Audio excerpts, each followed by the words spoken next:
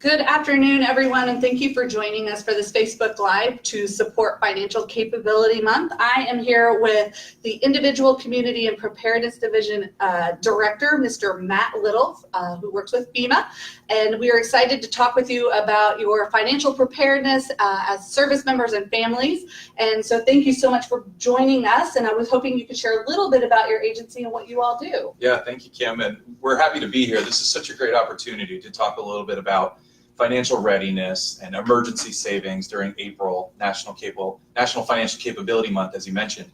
The Individual and Community Preparedness Division at FEMA works on research and tools to motivate people to take preparedness actions. And certainly when we think about disasters, there's a lot of things we can do to get prepared. One of the things we don't talk about as much is finances and how we can prepare financially for whatever emergency may come along, whether it's big or small.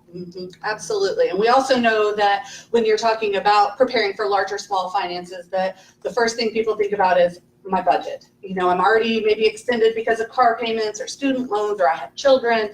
And so we want to talk a lot about being able to be prepared whenever you may not have a lot of cash flow or extra income, as it seems. So to kick things off, kind of how would you recommend folks to get started whenever maybe they are financially strapped a little bit? Sure. Well, that's such a great point because unfortunately, income does not mean that you're more financially prepared, right? You know, many middle-income families and some high-income families who also struggle to cover the bills. So wherever you may be on the income spectrum, there's things that you can do to prepare financially. And I would say the first thing that all should consider is the same advice we give people when talking about disasters, and that is have the conversation around the dinner table.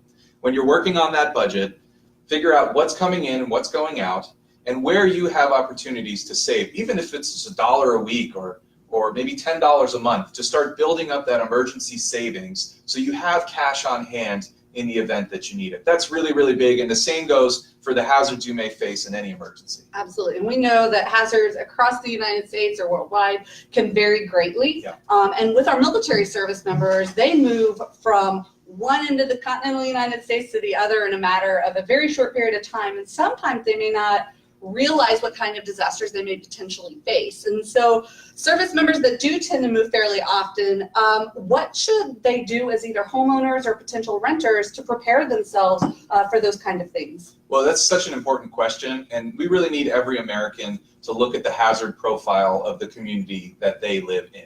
So you can do that through a lot of different ways. First, you could get in touch with your local emergency management agency, whether through social media or picking up the phone and calling, to learn a little bit about what they're preparing for.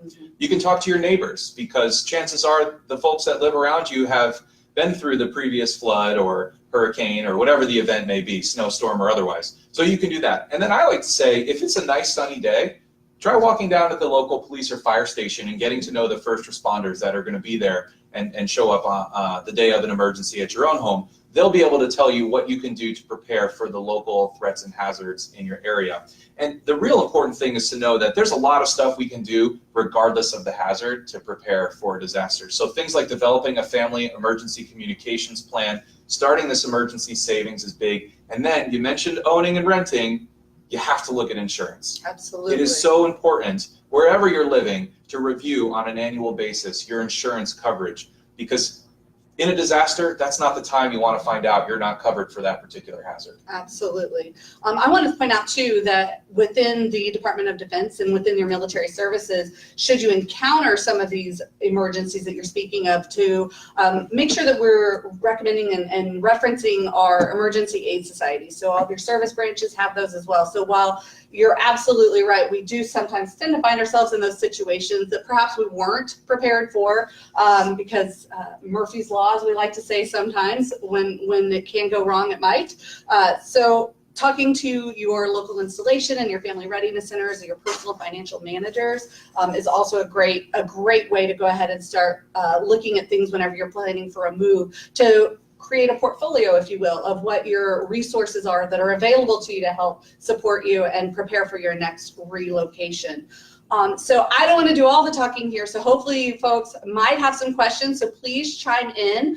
We are monitoring that very closely and hoping that you'll give us some questions, but we also want to give a shout out. We are curious, where are you all dialing in from? Whether you're a personal financial manager, a personal financial counselor, a family member, or just a local citizen that's interested in what's going on. Give us some feedback, tell us what you're thinking.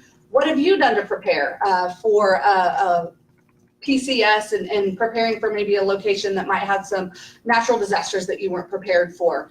We'd love to hear about that. And so then I want to talk a little bit about deployment. So not only do our service members have to often relocate many times throughout their career, that they're also faced with deployments. And you mentioned sitting around the dinner table and having a conversation. So how else then, not just talking about relocating and trying to have something standardized, but what about those deployments that come up? How would you help, or what would you refer service members and families to in preparing for a deployment to be financially prepared? Well, first, the commitment that's made by service members around the world is truly commendable, and I thank all those listening in for their service to the nation. We at FEMA deploy for disasters, but not nearly for the length of time that you would expect for, as if you're a service member. We may go out for a month or two for the disasters that you see on TV. So I'm having these kinds of conversations around deployment with my family. And it's not just my immediate family, it's also my parents and relatives out of the area. And the biggest thing I can tell you that will give a ton of peace of mind the next time you have to go out the door is organizing your critical documents. Mm-hmm. You want to have those things all in one place, whether that's a copy that you safeguard in a bank safety deposit box or in a safe in your area, or sending it out of town so that a relative can hold on to it to you, or even uploading it to the cloud. You want to know where things like marriage licenses, birth certificates, deeds to your property, your liens on your car or your car titles, you want to know where that stuff is so that should something come up while you're away from home, you know where to go. And just a quick story about that. Everyone remembers these terrible California wildfires that we had over the past couple of years, truly devastating. And I remember seeing a news article about a woman who received the phone call to evacuate. She had 20 minutes to leave her home. Now, in 20 minutes, walk through your own space and walk through your own home. Where are those important documents? Where do you keep them now? Could you grab them in 20 minutes and still get out? Hopefully, after a conversation like this, you can put them all together, know where those things are. Maybe you grab that in 1 minute and you've got 19 more to grab photo albums and all the other important stuff that's in your home as well. Now, if you're wondering about how to start on gathering those important documents, we have this great resource. It's called the Emergency Financial First Aid Kit, EFAC. And with this resource, it'll run you through a checklist that shows you the important things that we've come across as disaster responders that are important to you and your family in an emergency. And what's great is you'll see a lot of military specific items in there. So those of you who are service members will be able to find some of those service specific documents that'll help you not just in recovery from a disaster, but from any small emergency that may pop up. Absolutely. And I would like to point out too that to think about your emergency first aid kit in terms not only of your spouse or significant other being able to access it, but we have single service members as well that deploy, or something could happen while they're at a location offsite. And so making sure that maybe a close family member or a friend also knows where this information is located in the event that they need to act on your behalf, which would also then lead to the discussion of maybe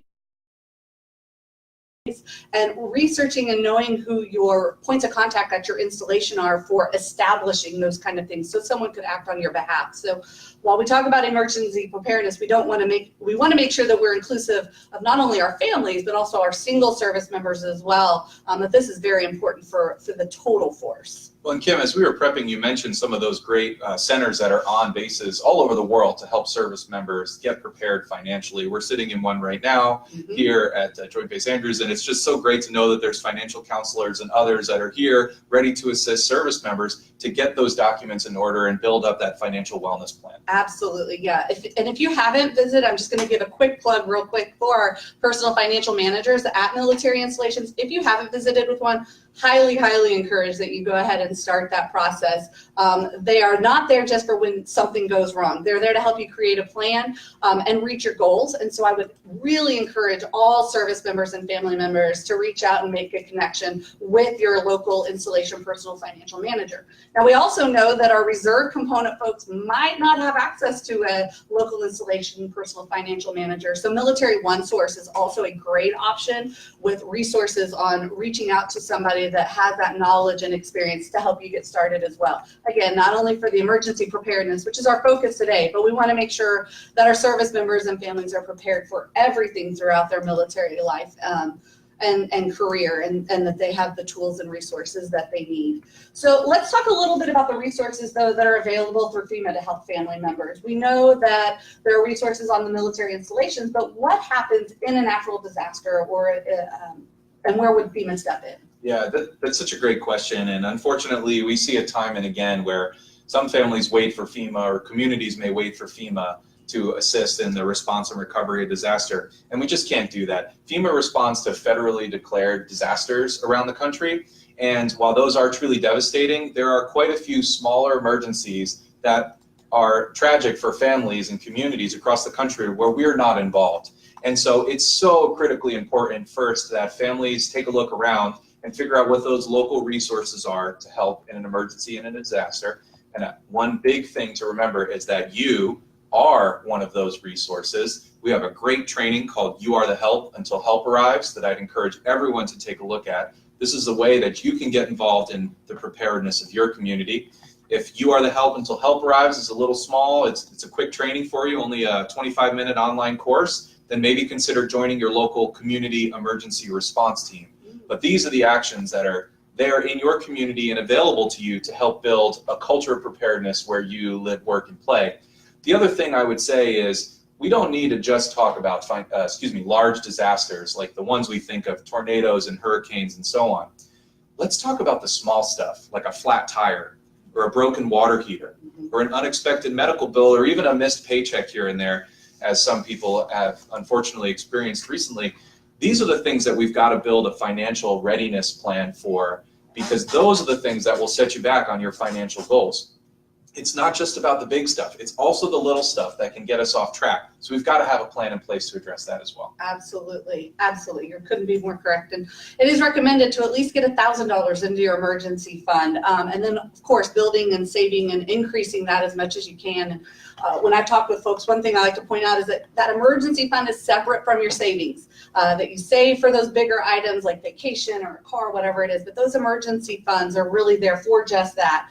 If you do have the flat tire or the unexpected medical or something along those lines, that you have that money that you can easily access. So we want to make sure that we understand the difference between savings and emergency funds, but they're both highly encouraged and both equally important. Yeah, and if I could add to that, Kim, I personally feel, FEMA feels, that we should put that money in a savings account and have that right there in a bank. We do need some cash on hand for emergencies, and that's going to change by family. So what I like to say is a good rule of thumb with cash on hand is to figure out where you need to go if you had to leave your home in the event of an emergency like a wildfire or a hurricane or a flooding situation. If you had to go, where would you go to spend the night? Maybe it's a relative out of town, maybe it's a hotel or whatever it may be, but have the cash available to pay for that extra tank of gas, for a dinner out, maybe a coloring book for the kids, and then a night in a hotel if need be. That's the kind of cash that we like to see in someone's emergency supply kit that they keep in their home, almost as a go bag to take if they have to leave. Absolutely. And another resource that's available for folks that are located in military installation in these larger scale natural disasters is that an installation may set up what they call their Emergency Family Assistance Center, where families can go to help identify some of those resources. And if you're looking at longer term situations where you may be evacuated for a long period, you're also going to be needing to thinking about, if you have children, what their school plan will be, if there's long-term medical issues, what will they need to take care of that. So definitely make connection with your local family center as well to know what is available at an Emergency Family Assistance Center, how it's stood up, where it's stood up, and how you need to access that. And then also for accountability purposes, if something happens in your local area, then what do we need to do to make sure that our friends and family abroad know that we're okay, or if we need to reach out for help? So excellent resources, and there's a plethora of them. And of course, I doubt in this short Facebook Live we'll be able to cover everything, but we certainly want to make sure that we're touching on all of those things. So if a service member finds themselves facing an emergency, what would you recommend that they put in place to make sure they're making a wise financial decision? We've seen time and again those scams that might come up where someone is playing on unfortunately the difficulties that a family member may be in. And so how would you recommend that a service member or any person in particular make a wise financial decision in these kind of situations? Well, I can tell you, if you feel that your home has been damaged or any of your property has been damaged in a disaster, the very first call to make is to your insurer. You call them right away. You don't even have to have the pictures taken yet. You don't even have to be back home. But if you think that there was, let's say, flood water that made it into your home, call your insurer. Do that first so you know what your options are, and they'll lay out the right steps for you on how to get started. But you know, the other thing is, and I mentioned this because we just talked about flooding, most homeowners policies and renters policies do not cover flooding. You have to have a separate policy specifically to cover flooding. So I encourage everybody who's listening to take a trip over to floodsmart.gov to learn more about the costs and the coverage options around flood insurance. Listen, unfortunately, 1 inch of water in your home can cause $25,000 in damage. Now, if that's not covered, that's going to dig into your savings big time, and it's going to set you back on your financial plan. So it really does make sense to go ahead and consider flood insurance. The cost annually is just a drop in the bucket compared to what it could be should a flood come to your home. Absolutely, that's a really good point. And with many of our service members, obviously on the coastal cities, that it's definitely wise to look into that and to read your own insurance plan very closely to see what is covered and what is not. Sometimes we take for granted, I think, that things would be covered and they may not necessarily be. That's true. And I'll tell you too, where it rains, it can flood.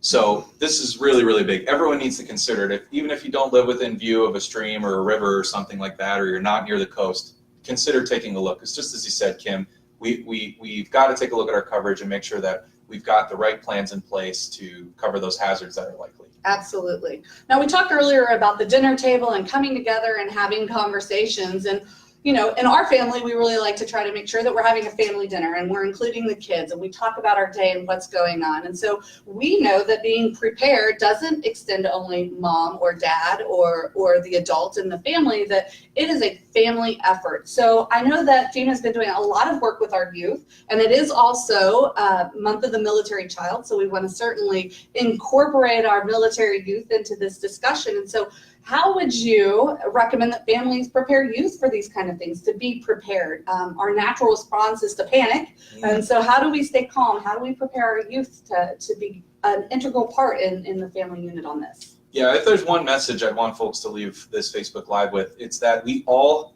can do things to prepare, not just ourselves, but our family, the household, and the community. And youth are absolutely no exception. So we've got some great resources on the FEMA website. It's ready.gov/youth-preparedness. And hopefully someone listening in will be kind enough to put that into the chat function so that we can track that. But at youth-preparedness, you're going to find all sorts of great stuff on how to talk to kids in an age-appropriate way. Not just about hazards, but also about the things that they can do to prepare. So there's a lot of things that we can do even from a young age. We've got this great new card game. It's called Ready to Help, and it teaches younger children their information, how to get assistance, and how to provide care in an age-appropriate way. And that's so fantastic. For the youngest kids, we've got a fantastic activity book that teaches some things about hazards. So you're going to find all of that on the website. But one thing you and I had discussed previously, which is really taking the nation by storm, are youth preparedness councils. Yes. We have a National Youth Preparedness Council, or YPC, that talks to FEMA leaders about how we can better connect with youth and how we can better offer programming so that kids can take preparedness into their own hands. And what's great about that is we're seeing youth preparedness councils pop up all over the country, on the state level and on the community level, in certain tribes, and even on some military bases. So I would encourage those that are living near a base or on a base or within a community to see if you can get started on a youth preparedness council. I'm sure there's kids out there that are looking for a way to engage the community and address this issue of disaster resilience. And the Youth Preparedness Council is a great way to do it. Absolutely. I would encourage and to speak even with the local youth programs offices on the military installations and see if maybe something like this already is in place, or if it's something that your children have an interest in, seeing if that's something, an initiative that they could take advantage of and really maybe start in their local community. It sounds like a great endeavor. Now, I know that they work on a lot of grassroots type projects. What are some of the activities that you've seen the youth taking part in? Well, I'll tell you, we were just talking about this on the way over, and the Youth Preparedness Council members, I mean, they are just top-notch people doing incredible things. We see Youth Preparedness Council members developing plans for their schools to help their schools be prepared for certain hazards. They go and speak to other levels of students. Maybe they go to their elementary school. We have a gentleman in Colorado who's spoken to thousands of students on preparedness. And then we have others that really speak up and work with their emergency manager in their community so that youth are involved in the planning that happens on a community level. So really the sky's the limit. And I'll tell you, this time around, our youth are working with us to help build this message of financial preparedness as well. So we just have some stellar folks involved. And when you get down even to these regional and local youth preparedness counselors, the youth are just so incredibly inspiring. In fact, so much so, we're really hoping that throughout the rest of this year, we can focus more on youth preparedness activities. So please take a look at ready.gov and some of the other social media platforms that Ready has through Twitter and Facebook so that you can get involved and help your kids get involved in this preparedness effort. That's great. And I just saw a note that Holloman Air Force Base is joined on our Facebook Live here. So I wanted to give them a shout out and thank that the folks there that are joining in and taking an initiative to be a part of this and hopefully educate their local communities on financial preparedness. And so we talk a lot about emergency planning is key, reviewing your insurance, knowing what type of support and resources are available in your local community if you're PCSing or moving to another location, including the entire family, and then a plethora of resources you've already mentioned that are available through FEMA and ready.gov. What other tips would you like to share with the military community that may be specific to this unique population that is transient, for lack of a better word, that moves a lot, has a lot of dynamics, and oftentimes has a lot of unexpected things that come up? Well, you know, military members, service is in their ethos. They're committed to the nation and to their communities. And we need your help. We need your help preparing the country and building this culture of preparedness. So we'll get you started with the resources on ready.gov so that you and your family can put the right plan in place for yourselves. And then we need you to work in your community to make that happen as well. And I mentioned some of those programs like the Community Emergency Response Team, or CERT, that are making a difference locally. And you can join those as well. But generally speaking, we've got to have folks considering their own financial preparedness, their own insurance posture, so that they're ready to go were an emergency to take place. Not only will it help the nation, but it's going to help you as well. I can't tell you the peace of mind that comes from making sure your insurance is up to date and you have a little bit of cash stowed away in case something were to take place. Those do really make a difference in folks' lives. Excellent. And again, I just want to encourage you guys, if you have questions while we're here live, to please type those down in the chat box. We would love to answer your questions on things that you might have as it pertains to being financially prepared in an emergency situation. Resources or tools that you found that have been helpful, obviously help share with the community, and we appreciate that. So before we wrap this up, though, I just want to thank you again and really just reiterate steps that service members can take to be financially prepared in the face of an emergency or disaster. Thank you so much for the resources that you have shared with us and the engagement that you're doing in the local communities. It's fantastic, and we hope to see it continue and grow. So thank you so much for joining us today. Thank you. And if I could just provide one call to action, I ask everybody around the dinner table tonight to consider what you've heard through this Facebook Live and get a conversation going, so that we can move the nation forward towards more prepared posture. Absolutely. And one last thank you before we sign off, and that is to the Joint Base Andrews Military Family Support Center for hosting us today and letting us broadcast from their center. It's a fantastic facility. So if anyone on the Facebook Live today is here at Andrews, please definitely stop in and join. And I also want to plug a class that they have coming up so that you can begin preparing financially as you look at retirement. They have a TSP class coming up on the 24th of April, so definitely check that out. But I think we may have had a question just come in, Melissa. We had, looks like during the home buying process, how can we get flood maps? Oh, that's a great question. Yeah, flood maps is a great important question. And if you want to be an informed home buyer, that's a wonderful way to get started. You can go to the FEMA website, and right on the left side of it, it'll say search, and you can search flood maps. And you'll be able to zero down right into the community where you live or where you plan to buy to see those flood maps. You can usually also call your town if you'd like some help trying to figure out what exact map you're looking for, and they can help you do that. So that's a great question and a really important part of being a prepared homeowner. Absolutely, thank you. Well, good. Well, I hate to sign off too soon then if some questions are starting to come in, but again, we thank you so very much. Go ahead and post questions, even post-event. We'll get back to you and answer those questions. We can certainly forward them to our folks over at the Community Preparedness Division for FEMA and make sure that those get answered. And then again, thank you. Please visit ready.gov and all of the great resources that have been shared today. And I would encourage you this weekend, go ahead and start working on that emergency financial first aid kit and talk with your local community so that you are financially prepared. So thank you so much for joining us today. Have a great week.